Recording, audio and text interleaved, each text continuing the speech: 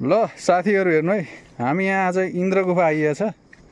ल हेर्नु यहाँ इन्द्र गुफा हेर्नु। ल इन्द्र गुफा यहाँ छ होइन। भित्र जानु त अझै तर भित्र छ अरे ठाउँ ठाउँ छ है।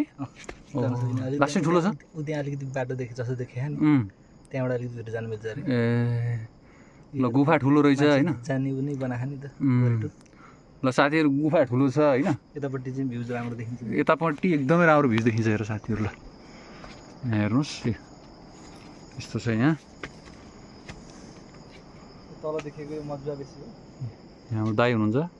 यता पारिपट्टि त्यहाँ देखाउँछ नि, त्यहाँनिर इन्द्री बेसी। यो तल बगेको मादी खोला। हामी चाहिँ यता हंसपुर हुँदै आएको। हामी हंसपुर हुँदै आएको आज होइन। यता चाहिँ के छ भनिदिनु त दाइ। ल लमजुङतिरकै धेरै गाउँहरू देखिन्छ।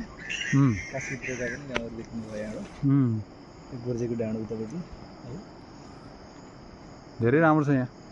डाँडा ठुल्ठुला छ नि यहाँ। माथि करापु, यता करापु, यता